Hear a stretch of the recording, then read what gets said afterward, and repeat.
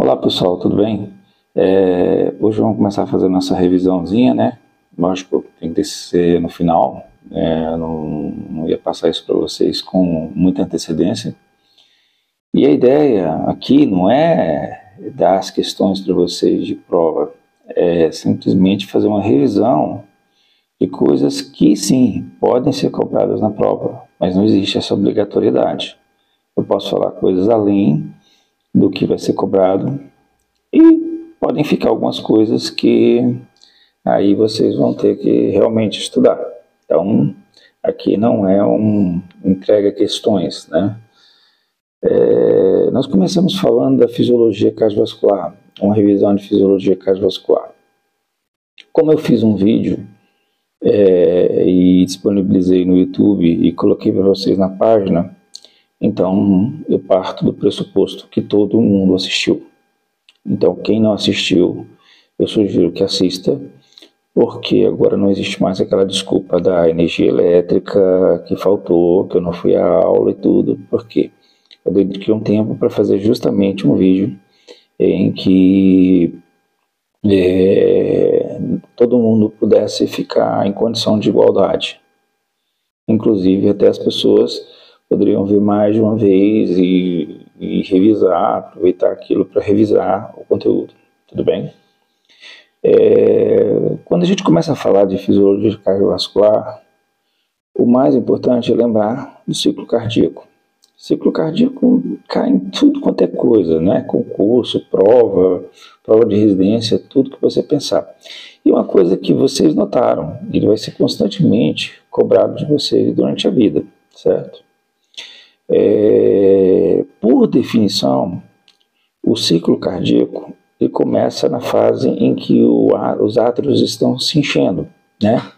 Ou seja, naquela fase em que o coração está relaxado. Quando a gente fala coração relaxado e átrio se enchendo, que fase é essa? É a fase de relaxamento isovolumétrico, correto?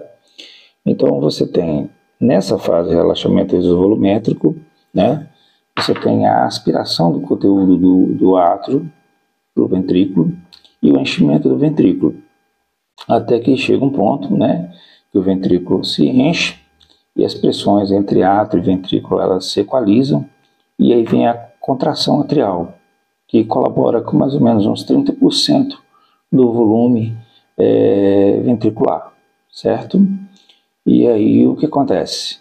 A pressão dentro do ventrículo começa a aumentar e a válvula atrioventricular se fecha. E isso é responsável pelo primeiro som cardíaco, B1. E aí a gente começa a sístole. Lembra que a sístole começa em B1, né?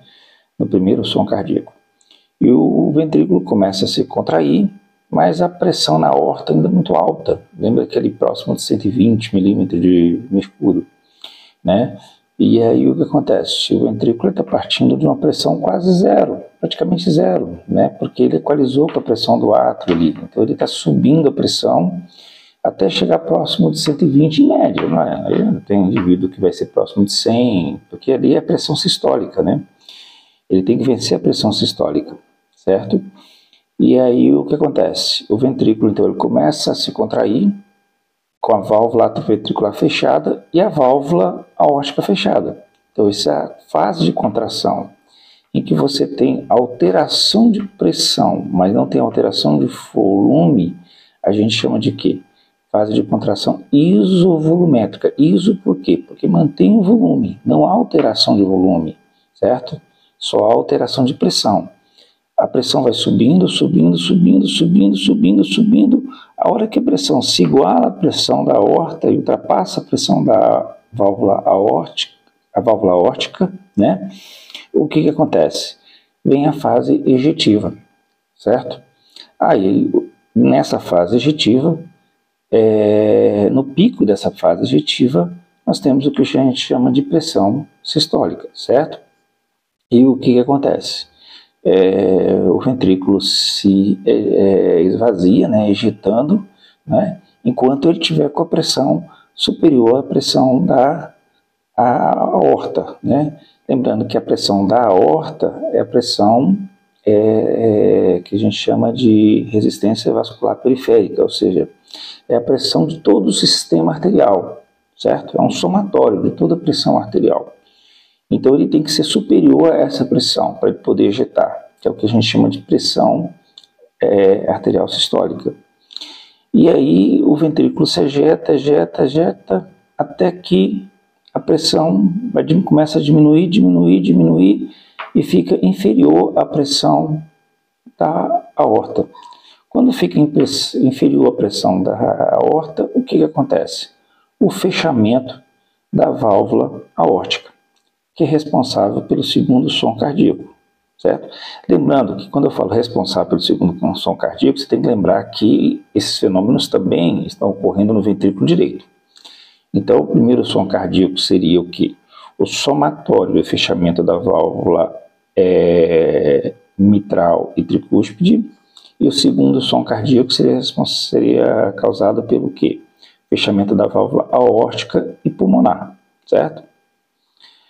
Então, aí começa tudo de novo, né? O coração começa a relaxar, e aí, por isso que se chama de ciclo cardíaco, porque começa tudo de novo, né? E a sístole nós definimos como o quê? O período entre a primeira e a segunda bolhas cardíacas, ou som cardíacos.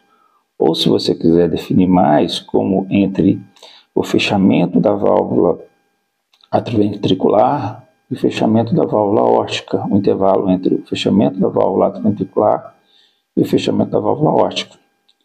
E no eletrocardiograma, que isso não vai ser cobrado, nós não falamos de eletrocardiograma ainda, seria como o pico da onda T e o final da onda T, certo? Desculpe, o pico do QRS e o final da onda T. Mas isso não vai ser cobrado de forma nenhuma para vocês, nós não falamos de eletrocardiograma, certo? Então, é importante isso, ou seja, lembrar que a fase, né, o ciclo cardíaco começa com o coração relaxado. E essa fase que o coração está relaxado, nós chamamos de fase de relaxamento isovolumétrico. Guardem isso. Então, o ciclo cardíaco começa na fase de relaxamento isovolumétrico, em que os átrios estão enchendo, certo? Tanto o átrio direito quanto o átrio esquerdo, né? E a válvula ventricular obviamente está aberta e o ventrículo começa a encher de volume, né? E aí é a definição de início do ciclo cardíaco. E essa fase a gente chama de relaxamento isovolumétrico, seja para o ventrículo direito ou ventrículo esquerdo. É relaxamento isovolumétrico para os ventrículos, né? Essa a gente está falando do ventrículo esquerdo, mas é importante aí dentro do contexto do ciclo cardíaco, porque vai definir as pressões arteriais sistólica, né, e diastólica. Lembrando que a pressão arterial sistólica ela é causada pela fase de ejeção, certo? Ou seja, na hora que o ventrículo ejeta, né, aquele pico de pressão causado pela ejeção, né, é a pressão sistólica. E a pressão diastólica é justamente a pressão que fica no sistema na diástole, ou seja, é a resistência vascular periférica, certo? Então, tem aí duas definições importantes que vocês têm que saber. O que é pressão sistólica? É causada pela ejeção ventricular. Aliás, o que é pressão arterial? É a pressão exercida pelo sangue, quer dizer, a força exercida pelo sangue na parede das artérias, né? Isso em todo o sistema arterial. E o que é a pressão arterial diastólica? É a pressão que fica no sistema, ou seja, é a resistência vascular periférica. Como eu falei para vocês, é a resistência de todos os vasos, né? De todos os vasos arteriais, obviamente, certo? É como se eu somasse todas as resistências de todos os vasos e chamasse isso de resistência vascular periférica. E, traduzindo, ela é o quê? A pressão arterial diastólica.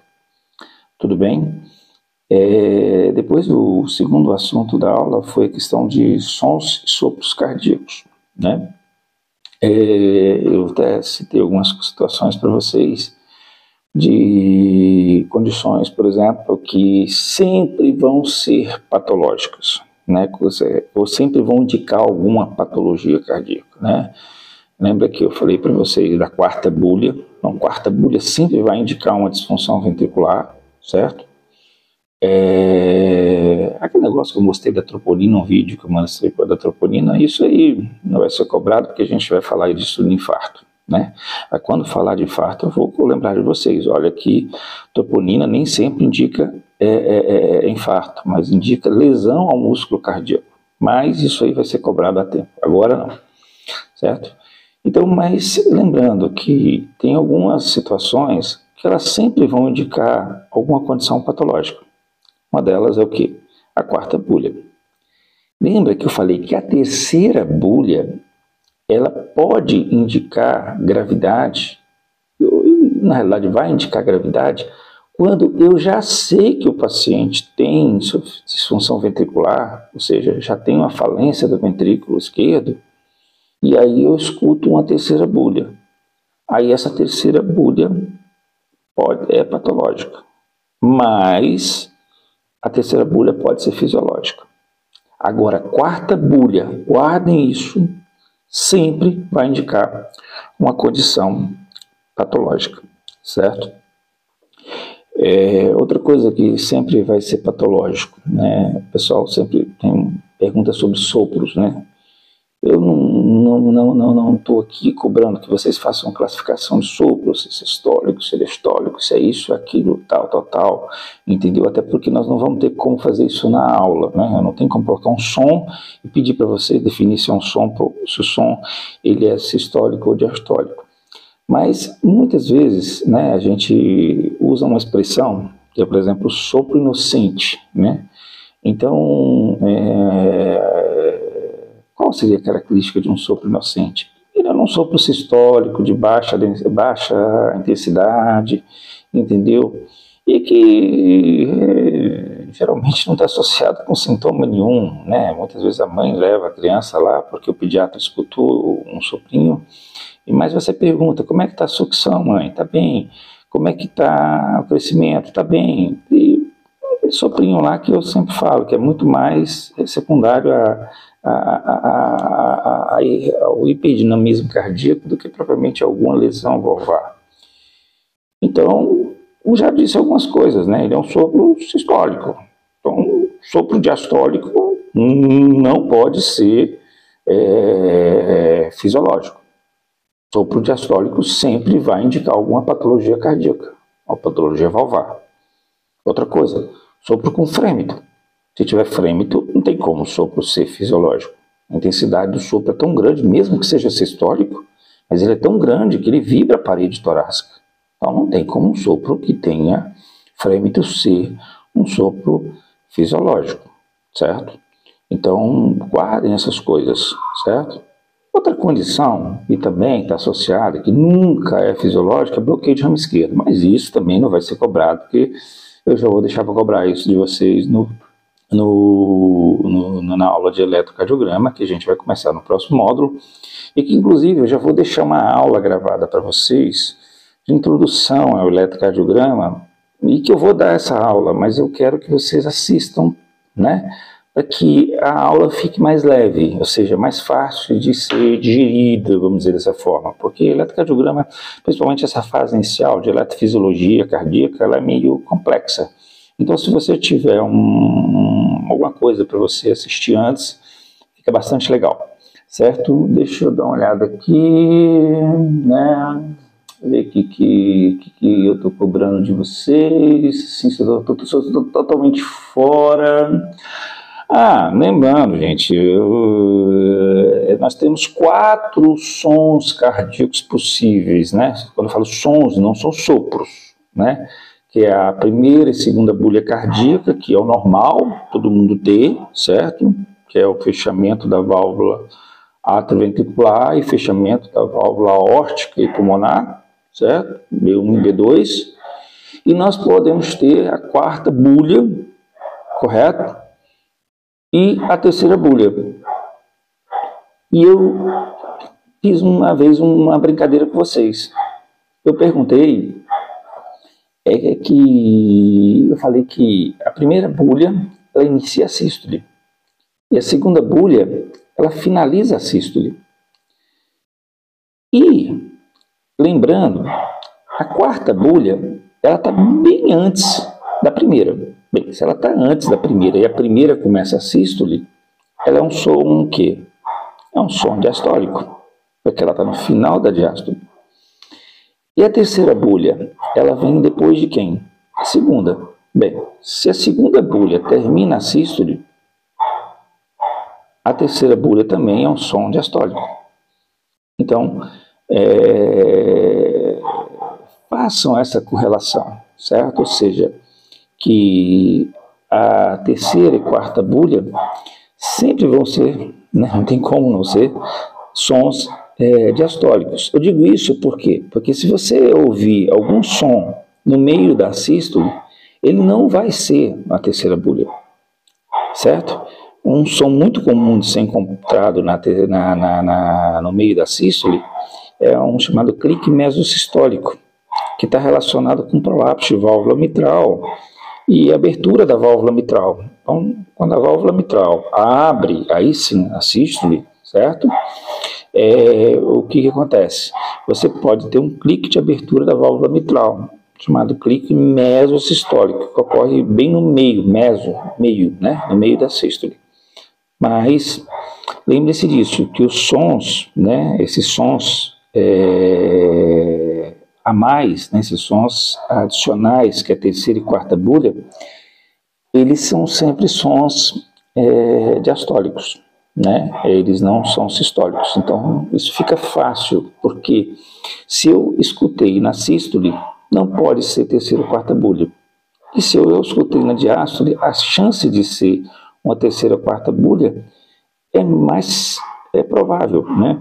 Por quê? Porque se eu escuto ele antes da primeira bulha, é uma quarta bulha. Se eu escuto ele logo depois, tipo da segunda bulha, a chance é de ser uma terceira bulha. É como se fosse tum-tum, tá. Ou seja, esse tum-tum, esse primeiro tum é como se fosse a quarta bulha. Ou tum-tatá, né? São sons diferentes. Vejam que são dois sons, né? Não é trá, porque trá seria o desdobramento. O trum seria um desdobramento da primeira bulha. O trá seria o desdobramento da segunda. Mas se eu escuto tum-tum, tá, eu estou escutando dois sons. Então eu tenho um som antes de B1. Aí é quarta bulha. Se eu escuto tum, tatá, eu estou escutando um som depois da segunda bulha. Aí é B3, terceira bulha. Mas lembrando, sempre, são sons diastólicos. Guardem isso porque costuma ser cobrado em provas de residência, provas de tudo na vida, certo? Deixa eu ver mais coisas. Gente, nem sempre que eu estou falando aqui está na ordem não, viu? Vocês estão achando que eu estou olhando é porque às vezes tem coisas que eu já falei lá atrás e às vezes está aqui, né? Relembrando, né? Gente, tem uma coisa que eu não falei para vocês, mas eu vou falar aqui agora, porque é o seguinte, lembrando que se a quarta bulha, ela é causada pelo quê? A quarta bulha, ela é causada pela contração atrial vigorosa. Bem, eu acabei de falar, contração atrial vigorosa. Se eu não tenho contração atrial, exemplo, um paciente com fibrilação atrial, não tem como eu ter quarta bulha, certo? E, às vezes, na estenose mitral, certo? Na estenose mitral, né?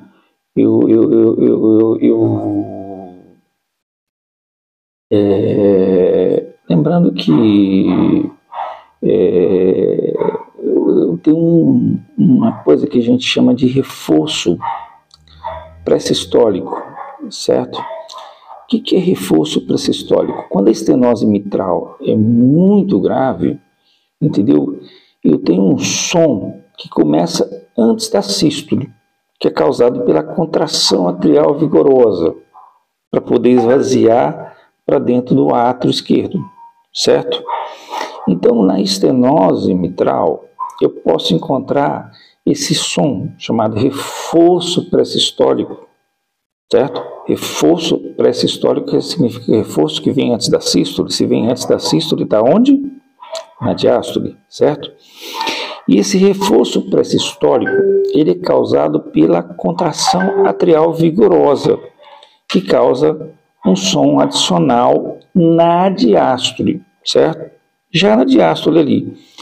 Então, o que acontece? Em pacientes que têm fibrilação atrial, eu não vou encontrar duas coisas. Eu não vou encontrar a quarta búlia, e em pacientes com estenose mitral, guardem bem isso, eu não vou encontrar esse reforço pré-sistólico na ausculta, certo? Às vezes a estenose mitral é tão grave que eu escuto esse reforço do som antes da sístole, certo? E eu chamo de reforço pré-sistólico. Mas o que acontece? Primeiro, a estenose mitral tem que ser grave, e segundo, tem que ter contração atrial. Se eu não tiver contração atrial, então o que acontece? Eu não vou ter esse reforço pré-sistólico. E também não vou ter o quê? A quarta búlia, correto? E não vou ter outros achados também, como do pulso jugular, mas a gente ainda vai ver isso, porque a gente não viu ainda sistema venoso e tudo, mas não vamos ver outros achados. Mas o mais importante aqui para a gente é a contração atrial e a relação com a quarta búlia, e lembrando desse reforço pré-sistólico, porque isso costuma ser muito falado e às vezes numa estenose mitral muito intensa a gente escuta isso dá uma ideia de gravidade, né? Quando eu tenho reforço pré-sistólico, significa que a estenose ela é tão intensa, entendeu? Que é como se dissesse, invade até a diástole, vamos dizer dessa forma, correto? Então é importante que vocês estejam cientes disso. Acho que de fisiologia não tem muita coisa mais a se falar, né? Lembra que eu já falei sobre a definição de pressão arterial sistólica, né, que é a pressão relacionada à ejeção do sangue, né, e que a definição de pressão arterial é a força exercida pelo sangue por unidade diária, ou seja, a força exercida do sangue contra a parede das artérias, né? Isso aí nós vamos estar falando sobre todo o sangue, né? Todo o sistema arterial, né? Então, não. Para você ter ideia, eu tinha falado da questão de sopro inocente lá no início, e entendeu? E eu vi alguma coisa escrito sopro inocente aqui, entre umas opções aqui, mas já quase no final da prova, certo? Então, assim, eu fosse vocês, eu me preocuparia em saber quais são os sons patológicos, né? Quarta búlia, entendeu? Sopro diastólico, e não um som, mas um fenômeno, que é um fenômeno tátil, que é a presença de frêmito. Eu encontrar isso aí, com certeza não é fisiológico. Com certeza eu tenho alguma doença de base por trás. E se for no caso de um frêmito, pode-se imaginar que seja alguma coisa bem, talvez mais grave, porque imagina conseguir vibrar o tórax, né? Correto? Deixa eu dar mais uma olhada. Aí entra aquelas questões, né, gente, de como medir a pressão arterial, né? Eu não vou falar isso para vocês, como medir a pressão arterial, tá lá escrito. Vamos só deixar bem claro aquela dúvida que foi colocada lá, e que eu coloquei um vídeo que eu acho que ninguém leu ou assistiu esse vídeo, porque eu perguntei para várias pessoas: vocês viram aquele vídeo que eu coloquei sobre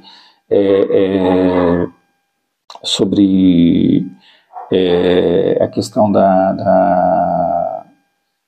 é que chama? Da definição de pressão primária e secundária, que houve um erro, na hora ali, foi com a primeira turma ficou na dúvida, a gente foi mexer no slide depois, mas os slides que foram para vocês estão corretos, correto? Então, a hipertensão primária, né, só revisando, é aquela que você tem uma causa definida, né, e que pode ser tratada, né, corresponde aí 10%, 5% das hipertensões. E hipertensão secundária ou essencial, né, é a mais comum, é o que a gente mais vê, corresponde a 95%, 90% dos casos, é aquela em que é multifatorial, você não consegue definir uma causa específica, certo? Isso para ficar bem claro. Primária tem uma causa primária que causa, secundária são muitas causas, e aí eu chamo de multifatorial, certo? Não vamos ter mais dúvidas sobre isso. Foi uma confusão que foi feita na aula e que acabou gerando ali uma modificação de slide e tudo, mas que depois eu passei os slides para vocês já corrigido, tá bom? Então não tem como a gente errar isso aí, tá? O que é importante, né, na hora de você medir a pressão arterial, né? Usar manguito adequado, você está entendendo? Verificar se o paciente fumou, se fez exercício, se está com a bexiga cheia, aquela coisa errada toda. Tudo isso aí a gente foi falado, né? Tudo isso aí a gente falou. Então, e eu deixei os slides para vocês, porque igual eu falei, eu não vou ficar lendo os slides aqui de coisas que a gente já comentou, certo? Então, um princípio básico que eu tenho para medir a pressão arterial é usar um manguito adequado, certo? Para aquele paciente, né? Verificar, né? Igual eu falei para vocês, se o manguito está na posição adequada, né? O ponto médio da bolsa do manguito está em cima da artéria braquial, né? Palpar a artéria braquial, colocar o manguito no meio, né, do braço, que você pode definir como o olecrano e aqui o ombro, o ponto médio, ou 2 centímetros acima da prega antecubital. Todas essas coisas a gente falou, certo? Isso aí tá no slide, é só dar uma olhadinha, mas principalmente as condições que você tem que tomar cuidado na hora de medir a pressão da pessoa, certo? Situações, o indivíduo, por exemplo, não está lá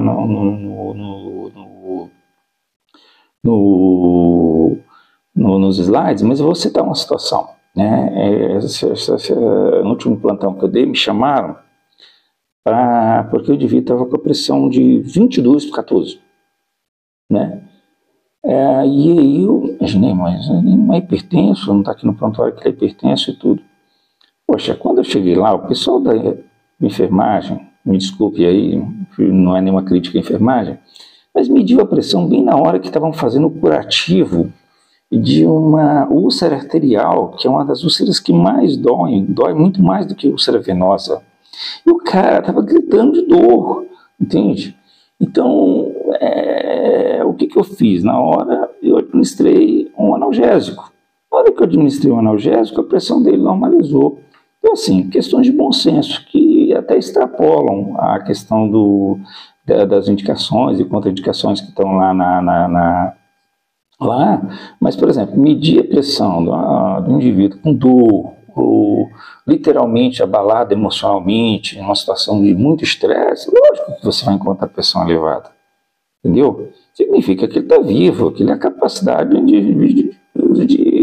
de responder, certo? Agora, o que você vai fazer? Tirar a dor, tirar a ansiedade, ou você vai baixar a pressão, certo? Às vezes, só se você tirar a dor e a ansiedade, você já está controlando a pressão arterial, certo? Mas, lógico, essas coisas fora do que é consenso, diretriz, né? A gente hoje usa a palavra diretriz, eu não vou cobrar de vocês. Vou cobrar aquilo que está no slide, nada fora daquilo que foi colocado em slide, certo? Deixa eu dar mais uma olhadinha. Gente, não tem muita coisa além disso não, entendeu? É só mesmo saber essa questão de sopros cardíacos, entendeu? Essas coisas que eu falei para vocês aqui. Aqui, ó, sem querer, eu acabei falando quase 100%, eu diria que 100% dessas questões, entendeu?